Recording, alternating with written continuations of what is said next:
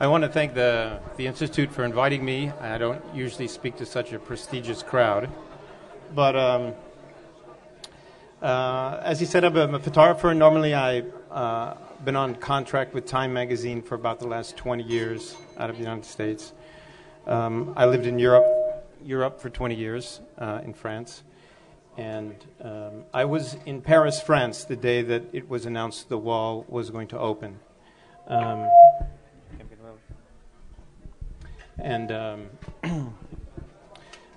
I had a call from my agent on the night of November 9th, 1989, saying that the wall was coming. It's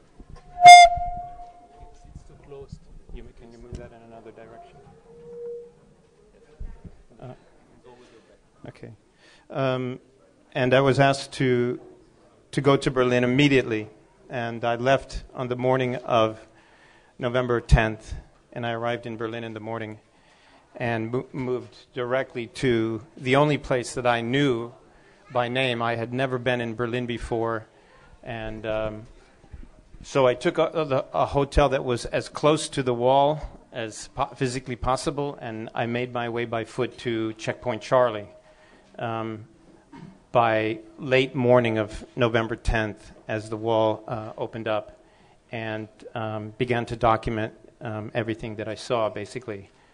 The scene at Checkpoint Charlie when I arrived was just amazing. There were obviously a stream of cars coming in from East Germany, and all of the buildings had people in the windows and on the roofs cheering them on, and there was just so much emotion in the whole situation that it was very easy to make very powerful pictures, obviously.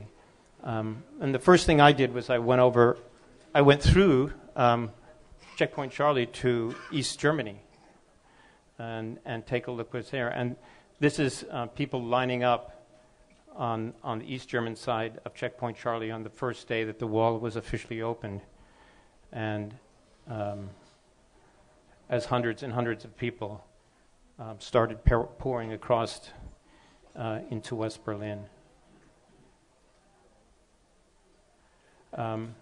After that, I walked down the wall and I ran into the Brandenburg Gate. Now, I didn't even know what the Brandenburg Gate was, to be honest, at the time. And the sun was just beautiful on it, and there were all these people climbing up on the wall. And I thought, well, that probably doesn't usually happen. So I started taking a few photographs, and obviously this photograph has been published in book covers and numerous places. It was just one of those freak moments.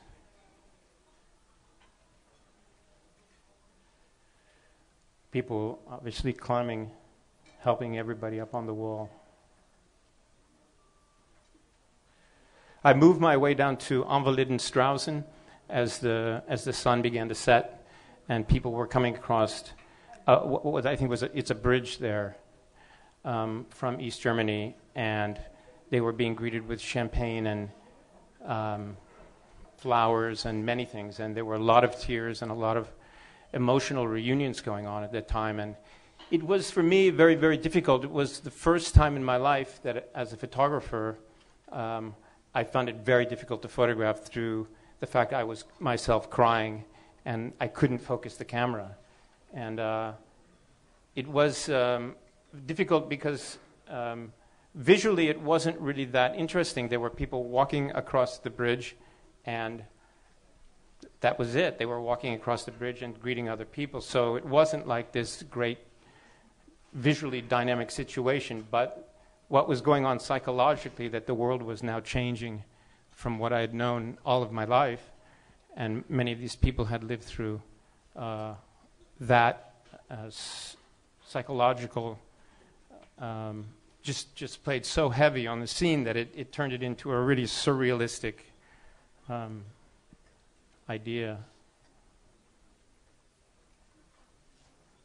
And as the sun fell very quickly, as you know, in Berlin at this time of year, the sun goes down fairly quickly.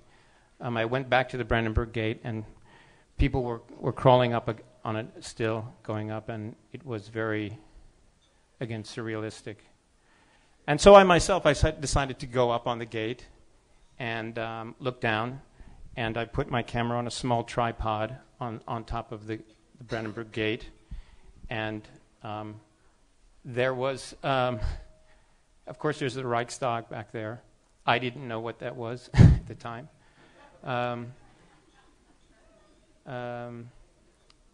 So what was happening here was that, I don't know if any of you were there, but the entire wall was full of people. There was just this enormous wave of sound and music and fireworks and color all coming over the east, and you had a ring of one cordon of East German police border guards that were sort of watching this scene.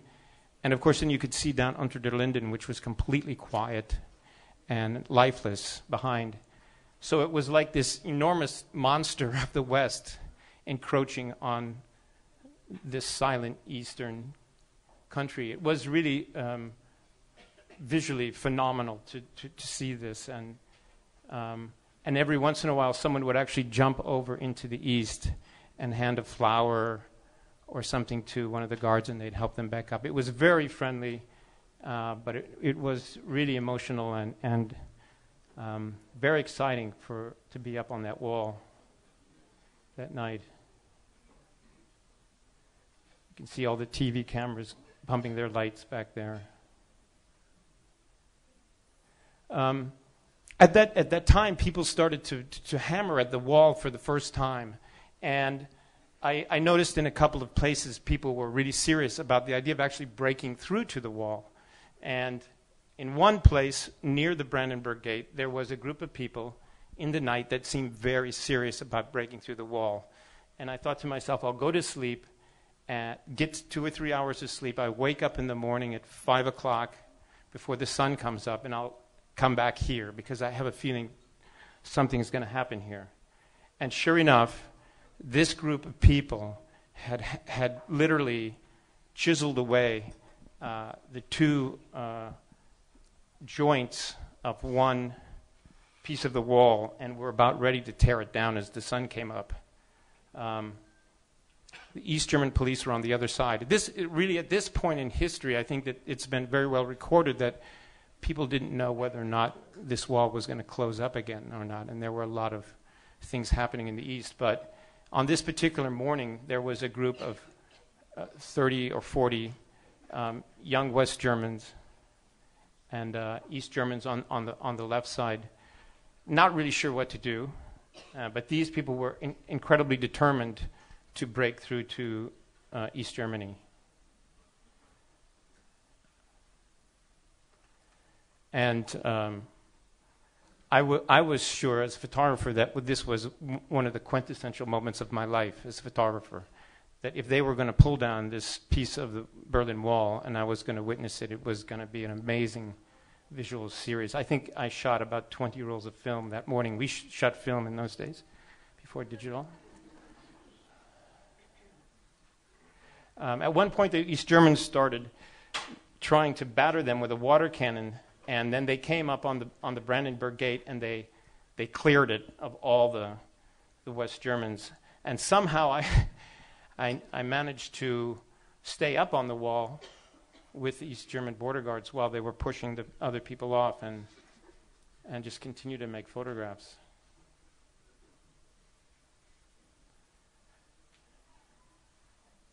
They kept pushing me, and I kept turning around and keep shooting. And finally, they got me off the wall. But in the meantime, I was able to make some very dramatic images.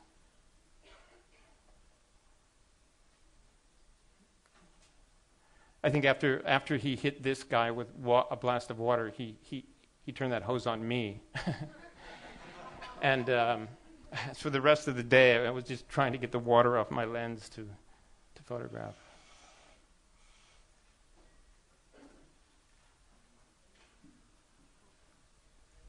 This is probably the most single published picture of the fall of the Berlin Wall that exists.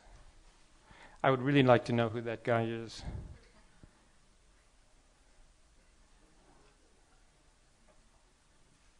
At one point, they roped a chain around the top of this piece, and they all just began to pull on it.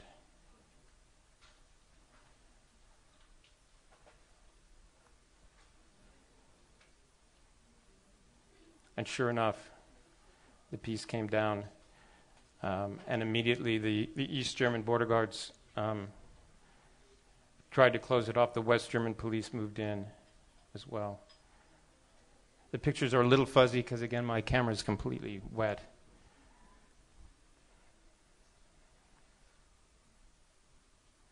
This is then the first official opening of the wall was at Potsdamer Platz. So these pictures that you're going to see are what Potsdamer Platz looked like 20 years ago, those who don't remember. But this is Potsdamer Platz. Early in the morning, they worked at taking the first piece legally out of the wall. This is as the sun came up. There were huge crowds on both sides waiting for the wall to open up.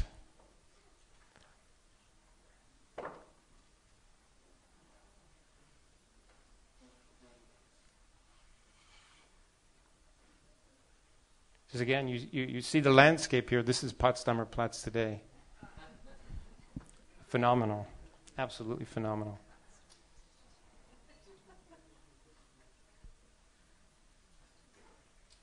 The West Germans climbed up on the walls, and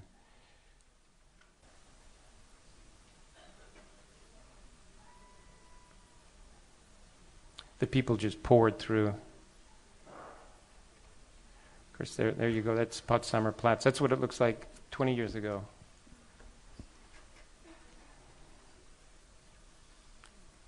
Again, this then I moved. Yeah, that's Potsdamer Platz. Anwaldenstraußen. This is what the wall looked like just as it approached the Brandenburg Gate 20 years ago. Now this was the following day. I went out. There was a neighborhood in Berlin that had been divided for 20 years by the wall itself, and I was told they were going to open it. So I went out to the road. I have to tell you, this weekend I tried to find this place, and it took me 1 hour to get there and 3 hours to find it because it doesn't exist anymore. There's absolutely no sign of where this was. And this guard tower literally came down in the middle of what is now a highway. And these are the East Germans waiting to come over and meet the West Germans of the same neighborhood that had been divided for 28 years. Here are the West Germans with flowers, and champagne.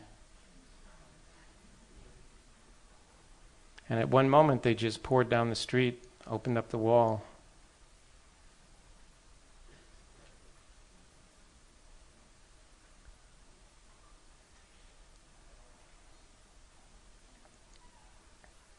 I think you all remember the banana thing. But I will say, this is for me. This is when I remember this situation.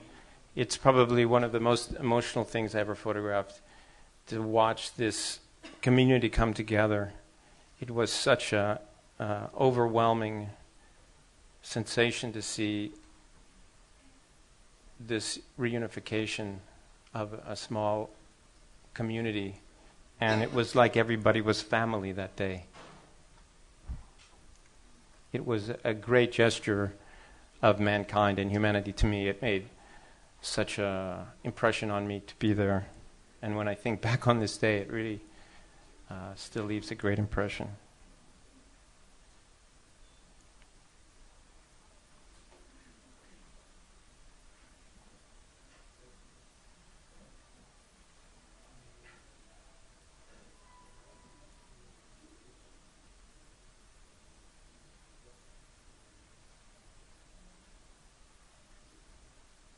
There's absolutely no record that this wall was ever there at this point, 20 years later.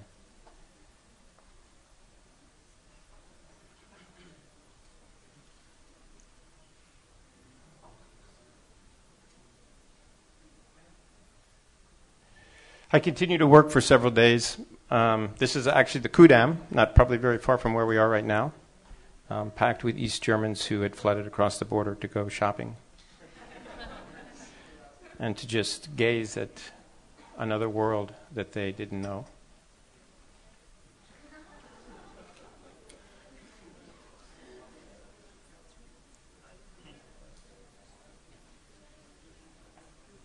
She was completely lost.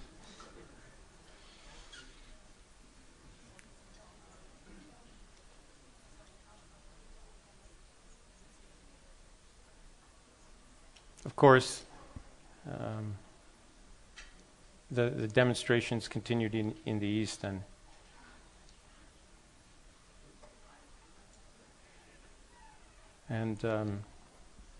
these again are some demonstrations in the East just following the fall of the Berlin Wall, and just sort of ended my quick trip here in Berlin. I mean, the period of time where it was really dramatic was very, very short. It was within a week, and I made most of those photographs. So the second set I'm going to show you of images is 10 years of work that I did in leaving this escape. You know how to get there, Alan. Okay. We're going to want this one. BTL. Mm-hmm.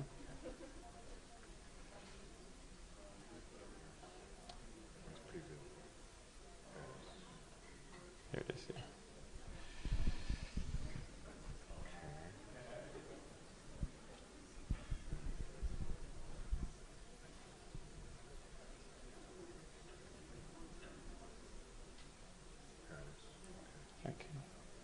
Okay, so we'll start kind of where we began, and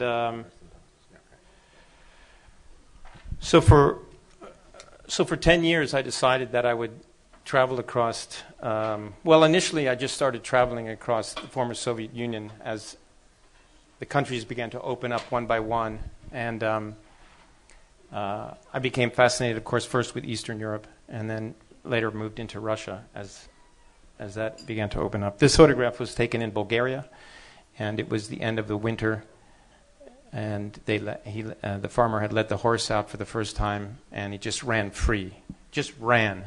And I just thought it was a really symbolic image of kind of what happened after the wall collapsed.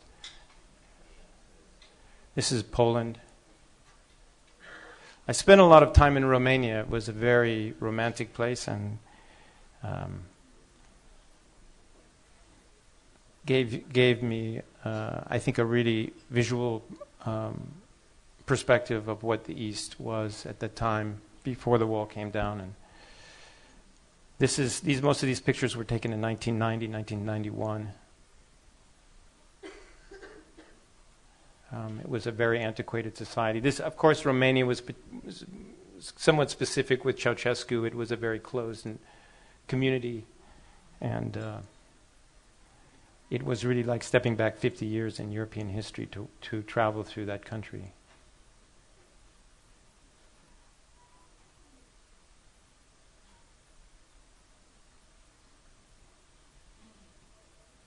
This is the war in Bosnia between the Croatians and the Bosnians. This is in Abkhazia during the fall of the parliament there. I was with the Abkhazian rebels as they took the parliament. This is the day they actually took the parliament building and the country. This is in Bosnia. This is a refugee camp. I traveled. I went with. I think it was. The UN. They had taken some refugees and put them in a camp. And as soon as the UN left, the Serbs from the hill started bombing the camp. And I was the only journalist sitting there, and they're screaming because they're actually being bombed by the Serbians. This is just carnage in Abkhazia.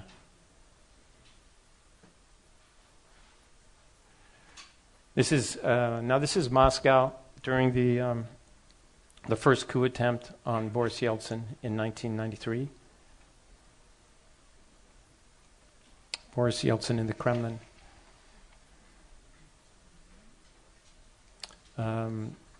This is the events that on the White House, where Boris Yeltsin survived again several attempts on presidency. I looked also at industry, the collapse of industry in the former Soviet Union at that time, and what it looked like. This is Magnitogorsk. Again, Magnitogorsk. This is a very polluted town in Romania called Kopsamica, which was entirely black. It was a visual phenomena to walk in there and see this town. But really, in the early 90s, 92, I began to work in Russia and document the change of this country. This photograph was taken at Kievsky Vokzal in 1992. I was back there about a month ago, and this looks nothing like this whatsoever. I could almost not even find this place. This is the Sum department store, which now looks as good as any department store in America or in Germany, but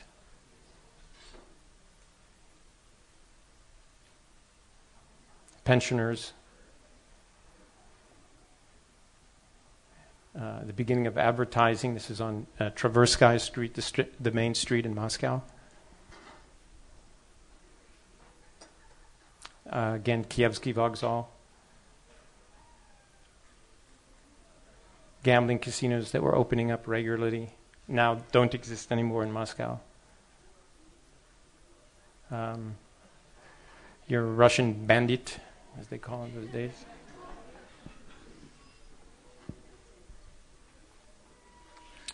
This is a bandit who was actually shot, and he was smoking a cigarette on his way to the operating table. And he turned to me and he said, I bet they don't do that in America. That's why all those girls are laughing. They thought I was funny. This is a steel factory in Hungary, very close to the eastern side of Hungary, that was really pumping all its steel out into the Soviet Union. And once the wall collapsed, so did this business. And the whole steel, they're actually tearing down the steel factory there. They had a little bar in the community called the Lenin Bar. This is up in Siberia. It's a mass grave from one of the gulags. Thousands of people buried under this permafrost. Norilsk, famous Norilsk, one of the most horrific industrial sites. Norilsk. These are gold miners in their private banya in Yakutia. Norilsk. This is Grozny, Chechnya. Just shortly after, this is the parliament here. It was still standing in this photograph, but it was, in this moment, it was just taken by the Russians, had just taken control of it. But there were snipers everywhere, and as I stood up to make this picture, a sniper bullet just flew by my ear, probably 2 or 3 inches away, and I left the roof very quickly at that point.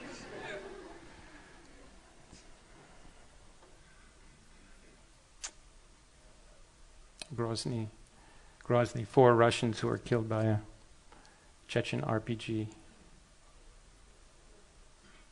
19-year-old Russian who was killed by a Chechen sniper. A wounded Russian being taken to a medical hospital. This is a father looking for his son in a mass grave.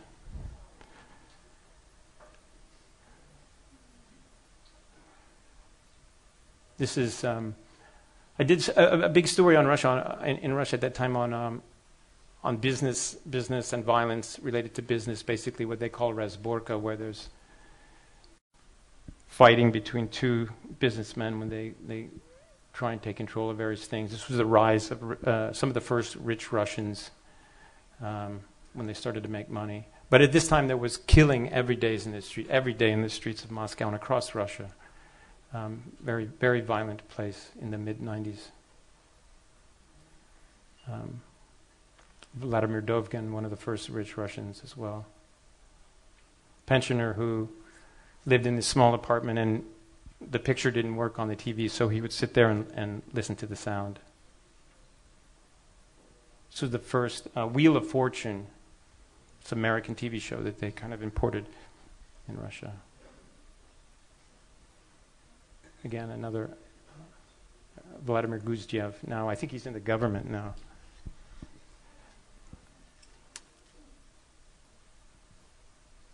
This was what they called the brown market in Russia, and these goods basically would come across illegally. They would pay off the custom officials so that they could undercut the market in Russia, and they were really killing the Russian industry at that time because the goods were coming in very cheap from China and so forth. And then this was the collapse of the economic system, a pyramid scheme in Albania, Tirana. One of the big flats in this is in Gdansk, Poland, Ukraine. This is in Russia, I think a plane factory that closed down.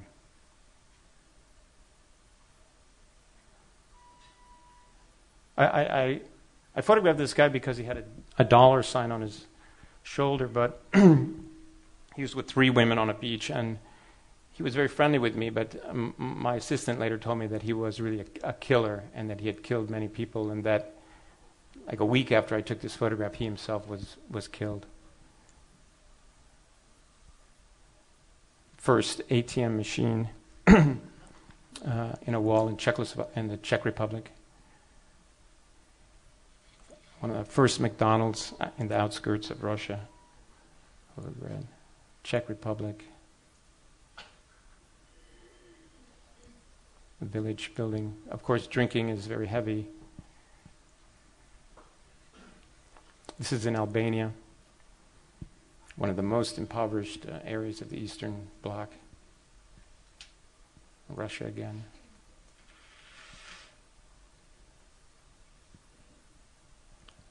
Russia. This is in Bulgaria. This is in Bulgaria, and it was for me really the idea of how people started businesses. They'd put some small thing out and make some money, then they have a table and then a kiosk and then a shop, and I mean it really worked like that. I mean people really moved themselves up this sort of economic structure. That's the border from Poland to Germany, I think. One of the very first big rich Russians was Brent Solov. And some of the nicer.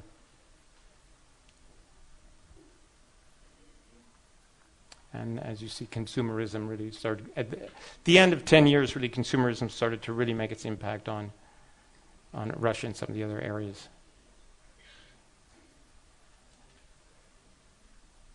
That's the home of Tsereteli, one of the big artists in Russia.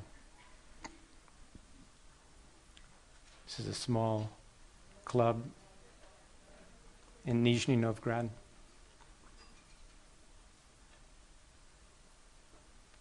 And that again is Nizhny Novgorod. That's the end of that. The last thing I want to show you is actually after working in Russia for 10 years in Eastern Europe, I decided to go back to my own country, the United States. And the wall had its effect on the East, of course, but it also had its effect on the United States. As I watched my own country in the beginning of the century, with its great belief that it was now going to be the sole superpower, the Bush administration taking over, and his administration, and watching basically the country which thought it was going to take over the world descend kind of into oblivion, and the sad story on that. I don't know, do we have any sound that can go with it? I don't know. Hold on just one sec. Is there any sound that we can plug into the computer? Any speakers? Forgot to ask that. I don't know. Oh, well, I'll just put the microphone on this thing. Yeah. Enter full screen. Yeah, there you go. Oh, no, full screen. Go back to the full screen. That first one. There you go. This is a piece that I did. I've basically been photographing in the United States since 2001, since the first inauguration of George W. Bush. And for me, I had been out of the country for more than 10 years. So it was both a very emotional return, and I felt like I was an American because I was born there, but I'd been out of the country for 10 years, so I felt a little bit like a foreigner. So I had this sort of conflicting feeling in myself when I began to return and photograph the United States, but also it began going through this huge piece of history and basically an enormous collapse. And can we plug that in? I don't know where that goes. Where does it go? So we'll try and adjust this sound as we go. So this is I basically put it together in a film so it has sound and everything, and I'm not going to speak, but as it goes through, you'll be able to recognize, literally we're going to fly through 10 years of history in 10 minutes. This one's got a bit of history on it.